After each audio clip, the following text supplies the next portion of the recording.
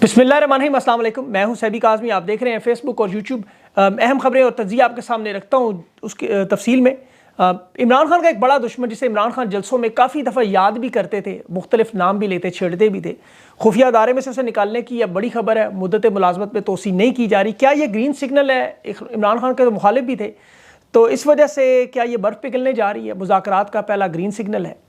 खान और बुशरा बीबी दोनों में से एक की रिहाई की खबर जल्द आएगी। तरीकाकार क्या बनाया जाएगा, इस पर सोच विचार हो रही है। और रिहाई का महीना जून हो सकता है, उसकी मैं आपको बड़ी दलील और सबूत देता हूँ कि जून के महीने में क्यों इनमें से एक की रिहाई लाजमी है। राना सनाउल्लाह मुज़ाकरात और स्टैब्लिशमेंट की गारंटियाँ क्यों दे रहे हैं सामने, नवाज शरीफ क्यों बोल रहे हैं। हुकूमती मसाइल, मुल्क के मामलात इस वक्त बहुत बिगड़ चुके हैं। गंदम का बहरान, बिजली के बिल, IMF की मजीद महंगाई, सनती बंदिश, अपोजिशन की तहरीक और सबसे बढ़कर अमरीका का अभी जो मामला और इलेक्शन है। आसिफ जरदारी भी क्या कुछ दिन के मेहमान रह गए हैं। एहतशाम अब्बासी की जो खबर है उस पर मैं अपना तज्जिया ज़रूर दूंगा, राय ज़रूर दूंगा। आरिफ अलवी भी कराची में सियासत में एक्टिव हो चुके हैं। इमरान खान की रिहाई पर जो तहरीके इंसाफ का ट्रेन मार्च, अवाम का वालियाना इस्तकबाल और ग्रास रूट लेवल पर तहरीके इंसाफ दोबारा एक्टिव हो रही है। शेर अफजल का मामला भी सेटल हो गया। सोशल मीडिया, इंटरनेट बंद करने का अवाम ने तोड़ भी निकाल लिया। और पेशावर बार के इलेक्शन में तहरीके इंसाफ ने क्लीन स्वीप कर लिया मुकम्मल। और PTI में वापसी की बात और बड़े ओहदे की बात भी है। तहरीक इंसाफ पंजाब में क्या बड़ी जिम्मेदारियां बांटी जाएंगी। और अभी जो जज बाबर सत्तार है उनके बारे में सोशल मीडिया की जो मुहिम थी, हाई कोर्ट ने वो वाकई वाड़ दी हकीकी मानों में। उसकी मैं तफसील आपको बताता हूँ, बल्कि उसी से शुरू करता हूँ। जज बाबर सत्तार का जो मामला था, आपको पता है इससे पहले मज़ाहिर नकवी, एजाजुल हसन, साकिब निसार, ये पेशावर हाई कोर्ट के जजेस, जस्टिस शाहिदा, इन सब लोगों के बारे में एक किरदार कुशी की मुहिम चली। लेकिन आज इस्लामाबाद हाई कोर्ट ने वाज़े अंदाज में अलामिया जारी किया, बाबर सत्तार पाकिस्तानी शहरी हैं, इनकी जायदाद अमेरिका में मौजूद है। पाकिस्तान में तमाम इन्होंने chief justice Islamabad high court इन्हें डिक्लेयर किया हुआ है सारा। और फॉर्म जो ये काम कर रहे थे वहाँ फर्म में 2005 से, लेकिन के खिलाफ जो प्रोपेगेंडा था वो बिल्कुल बेबुनियाद कि जी अमरीकी शहरी हैं, उनको पता नहीं है, बड़ा खुफिया रखा गया था। जैसे ऐसा कुछ नहीं। कल ऑडियो लीक्स केस में बुशरा बीबी और नजमुल साकिब की दरख्वास्त की समाअत कर रहे हैं, जो खुफिया इदारों का ऑडियो लीक्स है। उन्हें असल में गर्दन से पकड़ा हुआ बाबर सत्तार ने, इन चारों इदारों ने बाबर सत्तार से इस केस से अलग होने की दरख्वास्तें डाली हुई हैं। और फिर ये मुहिम चलाएगी जो आज मुहिम इस्लामाबाद हाई कोर्ट ने, जो याद होगा आपको, इस्लामाबाद हाई कोर्ट में वैसे भी 6 जजेस का मामला जो था, दबाव पर जो खत लिखा गया था उसमें बाबर सत्तार का नाम भी था। ये बड़ा अहम मामला है। अब जो दूसरा बड़ा अहम मामला अमेरिका में डोनाल्ड ट्रंप सुप्रीम कोर्ट का केस है, ये पाकिस्तानी अदालतों वाले केसेस की तरह, बिल्कुल खान के केसेस की तरह वाला मामला बना हुआ है। उसकी मैं तफसील इसलिए आपको बताना चाह रहा हूँ कि जून का महीना बड़ा अहम है। इससे पाकिस्तान के मामलात जुड़ चुके हैं। इस केस की समाअत जून तक अब मुलतवी हुई है। और सहूलतकार और जो फैसला साज है पाकिस्तान में, जो जानते हैं कि जो कुछ होगा, जो मामला ठीक कर रहे हैं, ख़राब करने हैं, अब जून के बाद ही करेंगे। उसके बाद ये मामला इनके कंट्रोल से बाहर है। जो जितना टाइम है जून तक है। अब स्टैब्लिशमेंट इस वक्त फैसला साज, जजेस भी इवन इस मामले को देख रहे हैं और ये जानते हैं अमेरिका की पोजीशन। आपको मरहूम जनरल हमीद गुल की साबिका ISI के चीफ की स्टेटमेंट ऑन रिकॉर्ड पर है कि अमेरिका की मर्जी के बगैर पाकिस्तान में कभी आर्मी चीफ भी नहीं लग सकता। मुद्दे मुलाजमत तोसी के मामले पर भी ज़ाहिर है सारे इशारे वहीं से आते हैं। तो अब जो तहरीक इंसाफ और इमरान खान के साथ हो रहा है उसमें वाज़े तौर पर बाइडन हुकूमत मुलविस है। चाहे वो अफ़गानिस्तान से जब इनखला के वक्त खान का वो बयान हो कि अफ़गान हुकूमत ने आलमी की ग़ुलामी की जंजीरें तोड़ दी, वो पसंद ना आया हो, मिलिट्री बेसिस ना दी हो, अड्डे ना दिए हो। 3 साल खान की हुकूमत के दौरान बाइडन हुकूमत से तमाम ताल्लुकात मुनक़ता थे, इमदाद ख़त्म थी, कोई मामला नहीं था। फिर बाइडन हुकूमत के भेजे हुए जो CIA के एहलकार थे, वज़ीर ख़ारिजा थे, उसे इमरान खान के मिलने से इनकार भी करता रहा। फिर साइफ़र का मामला आया जिसमें डोनाल्ड लू की भेजे हुए साइफ़र से खान की हुकूमत के खिलाफ अदम एतमाद की तहरीक हुई। वो सारे मामलात हैं, आप देखें सारे ताने बाने जुड़े अमरीका से। अब उसके बाद फिर पाकिस्तान में 2 साल के अंदर जितनी वारदात हुई, अमेरिका की खामोशी, गैर कानूनी हुकूमत को अमेरिका का अलग वाज़े मौक़िफ़ में कि इलेक्शन में धांधली, उसके बावजूद तस्लीम भी करना, और फिर अचानक अमेरिका की तरफ से मिसाइल प्रोग्राम पर पाबंदियाँ, और अब तहरीक इंसाफ का बयान के 2 मिलिट्री अड्डे अमेरिका को दिए गए। अब इन तमाम हालात को अपने सामने आप रखें, डॉट्स कनेक्ट करें और इस तस्दीक को समझने की कोशिश करें। अमेरिकी इलेक्शन 5 नवंबर को, खान ने अपनी रिहाई की तारीख दी है सितंबर के महीने में। इस हिसाब से 1 महीना पहले या जून के बजट के बाद हवाओं का रुख आपको हकीकी मानों में बदलता नजर आएगा। और उससे पहले देखें सुप्रीम कोर्ट का ये फैसला अमेरिका का, और उसमें ये जो बाइडन और डोनाल्ड ट्रंप का मामला, ख़ासतौर पर अमेरिकी पॉलिसी आपको पता है अपने मफादात के हिसाब से ज़्यादा बदलती नहीं है। यूक्रेन, इसराइल, अरब रियासतें, इनके हिसाब से। लेकिन ट्रंप और बाइडन का फ़र्क सबको पता है। बाइडन की जारहाना अंदाज में दुनिया में चाहे फ़ौज भेज कर या CIA के मुदाखलत से रजीम चेंज ऑपरेशन करवाने की एक पूरी तारीख है। लेकिन ट्रंप का मामला थोड़ा मुख्तलिफ है। वो अपने दौरे इक़्तिदार में अफ़गानिस्तान से इनखला हुआ, शाम इराक से फ़ौजें निकाली गई, दुनिया के साथ मामलात बेहतर हुए। सबसे बढ़कर पाकिस्तान के हवाले से अमेरिका के डोनाल्ड ट्रंप के और इमरान खान के करीबी ताल्लुक, उसका वो दौरा अमेरिका में आपने देखा मुजाहरा, मसला कश्मीर पर सालिसी तक की ऑफ़र भी हुई, फिर जो अमेरिका में पहले कभी नहीं हुई। और अमेरिका, आपको पता है, इमरान खान के डोनाल्ड ट्रंप जो है वो मौक़िफ़ को तस्लीम भी करता था। ये मामलात इस नहज तक पहुँच चुके कि खान की रिहाई देखें या तो अवामी एहतजाज या अदालती निज़ाम या बैरूनी दबाव। अब जो अरब रियासतें इस वक्त एस्टेब्लिशमेंट के साथ खड़ी हैं, उनकी अपनी मजबूरियाँ हैं, लेकिन अमेरिका के हालात बदलते साथ ही इनकी भी आपको सोच और ज़हन में तब्दीली नज़र आएगी। और माजी में हो चुका है, ये बारहा हो चुका है। डोनाल्ड ट्रंप की जीत, उसमें आपको पता है 22 लाख पाकिस्तानी अमेरिका में जो लॉबिंग भी कर रहे हैं, खान के लिए एडवोकेसी भी कर रहे हैं। अब उनका झुकाव जो है डोनाल्ड ट्रंप के नुमाइंदों की तरफ भी है, जिसमें बड़ा मसला इस वक्त फ़लस्तीन का। कल आप देखें 2600 लोगों का वहाँ बहुत बड़ा डिनर था, उसमें फ़लस्तीन के हक़ में जो मुजाहरे हुए, वहाँ जो लोग इकट्ठे हुए, मुसलमान वोटर हैं, स्याह फाम अमरीकी हैं और बड़ी आबादी में अमरीकी जो गोरे हैं वो भी हैं। अब बाइडन गैर मकबूल है इलेक्शन जीतने के बाद। इस वक्त जो दोनों के दरमियान 3% का फ़र्क है, डोनाल्ड ट्रंप वाज़ेह अंदाज में लीड कर रहा है। इस सूरत हाल को रोकने के लिए सुप्रीम कोर्ट का वो केस, जिसमें डोनाल्ड ट्रंप के अपने तमाम जो उसके केसेस हैं 2020 के इलेक्शन के केस ख़ास तौर पर, जिसमें उसने इस्तिस्ना मांगा हुआ, उसके वकला कह रहे हैं कि इस्तिस्ना ना मिला तो फिर तमाम माजी के सदूर के खिलाफ एक बड़ा पंडोरा बॉक्स खुलेगा और फिर आने वाला सदर कभी भी कोई बड़ा फैसला नहीं कर पाएगा, जो अमरीकी सदर होने के नाते उन्हें करने पड़ते हैं। इस वक्त जजेस वहाँ पर तकसीम है, कुछ ये समझ रहे हैं कानून के मुताबिक फ़ैसला देना चाहिए चाहे नतीजा कुछ भी निकले, कुछ ये सोच रहे हैं अगर ये फ़ैसला दिया तो फिर ये मामला तमाम सदूर का मतलब एक बड़ा जमहूरी डेडलॉक पड़ जाएगा। अगर ये ट्रंप के हक़ में फ़ैसला आया तो सदारत का वो मजबूत उम्मीदवार है। और तीसरा ये काम ये भी कर सकते हैं, मामला दोबारा तानिया चुतकान उसी जज के पास जो उनकी आमिर फ़ारूक है उसके पास भेज दें, जिस तरह इमरान खान के फैसले में आमिर फ़ारूक अब्दुल हसनात के पास भेजता था, रिमांड कर देता था, तो ट्रंप का केस भी टाइम बड़ा लंबा है, इंतखाबी मुहिम मुतासिर होगी, अमरीकी कानून से मुतसादम है, बहुत सी चीज़ें। अभी आपको समझना इसलिए ज़रूरी है कि वहाँ के मामलात का बराह रास्त इम्पैक्ट पाकिस्तान पे पड़ेगा। ये बात आप याद रखें और कहीं लिख के रख लें। इस केस का फैसला जून के महीने तक जा सकता है और अब ये पहले ही डिले हो चुका है। जितना जितना डिले होगा उतना डोनाल्ड ट्रंप को तो फ़ायदा ही हो रहा है, लेकिन 3 महीने के बाद इसका इलेक्शन है और अदालतें जो है वो जीते हुए उम्मीदवार को नायल अगर कर दें डोनाल्ड ट्रंप को, तो फिर वहाँ नारकी और फसाद जो इस वक्त हमारी सूरत हाल है।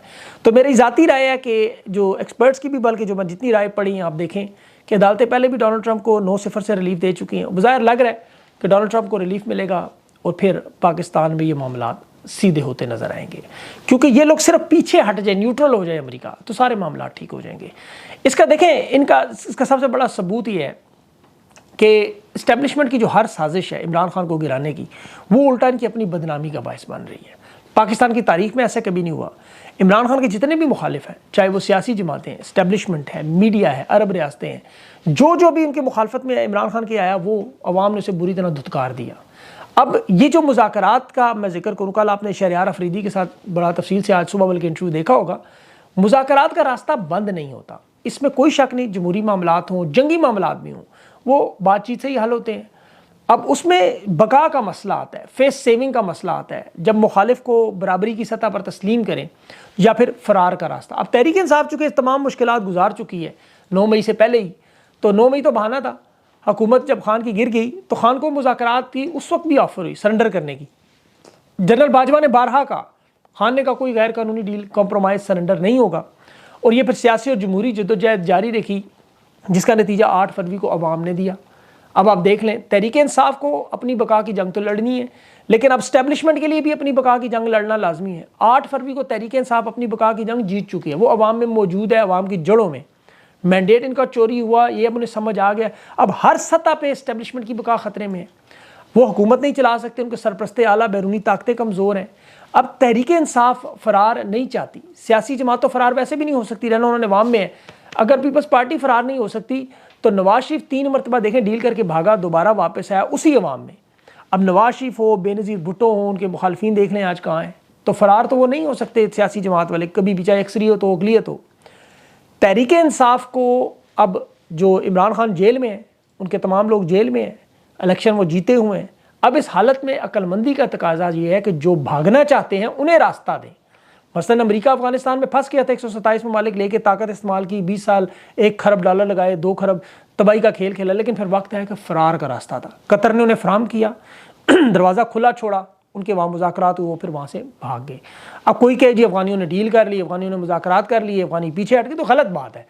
उन्होंने ग़ुलामी की जंजीरें तोड़ी। अब ये तहरीक इंसाफ को भी ये चाहिए कि इन्हें फ़रार का रास्ता दें, ये गलत स्ट्रेटजी नहीं है। आप देख लें, वैसे भी कुछ लोगों ने सरकारी ओहदों से तो वैसे ही फारिग हो जाना है। बाजवा साहब आपके सामने बहुत बड़ी मिसाल है।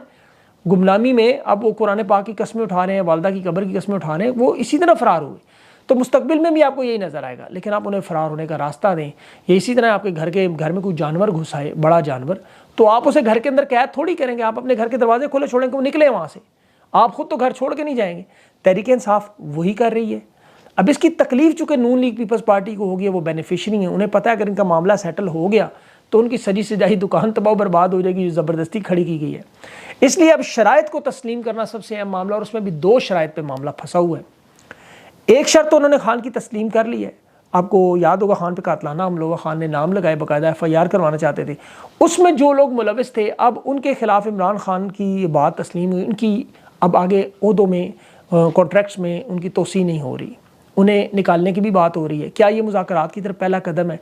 इसकी मैं मज़ीद तफसीलात लेने की कोशिश कर रहा हूँ, अभी मुकम्मल आपको बता नहीं सकता, लेकिन ये पहला कदम मेरे ख्याल में खान को बताने के लिए कि बर्फ़ पिघल रही है, ये बड़ा अच्छा शगुन होगा। दूसरा, अभी PTI की वापसी, जो लोगों की वापसी, फवाद चौधरी जैसे खान के साथ मुलाकात का मामला है। अब फवाद चौधरी और जो इन समेत तहरीक इंसाफ के लोग पार्टी छोड़ के गए या जिनसे ज़बरदस्ती पार्टी छुड़वाई, ये कमज़ोर थे, ये मानते हैं, एतराफ़ करते हैं कि हम मजबूर थे, हम हालात का सामना नहीं कर सके, चाहे ज़बरदस्ती छुड़ाई या जो भी हालात बने। उसका नुकसान तहरीक इंसाफ को हुआ, इसमें कोई शक नहीं। लेकिन जो नुकसान तहरीक इंसाफ को इस वक्त हो रहा है, देखिए 8 फरवरी को तहरीक इंसाफ का एक नया जन्म हुआ। ये दोबारा एक धड़ल्ले से पाकिस्तान की तारीख में मुआवजा हुआ, बल्कि इंतखाबी तारीख में देख लें कहीं भी। अब तहरीक इंसाफ के साथ जो हो चुका वो हम जानते हैं, लेकिन जिस तरह अवाम खड़ी हुई इस नए जन्म के बाद, अब जिन लोगों ने खामोशी से नुकसान पहुंचा रहे हैं, जो लीडरशिप की खामोशी है, जो लोग अलग नहीं हुए, पार्टी के अंदर ही रह के अपनी खामोशी, बुजदिली, खाल बचाना, मुज़ाकरात, मामला जो कह लें आप, ये वो नुकसान है जो फवाद चौधरी और ये बाकी छोड़ के जाने वाले भी नहीं पहुंचा सके। यकीन करें, जिन लोगों ने दबाव बर्दाश्त नहीं किया वो आगे ठीक है, लेकिन जिनके ऊपर दबाव है वो मुख्तलिफ तरह का, अब ये हामिद खान जैसे लोग हैं, उनकी वजह से ज़्यादा नुकसान हो रहा है। फवाद चौधरी या ये लोग छोड़ के गए 9 मई से पहले भी, उनका तो रवैया यही था।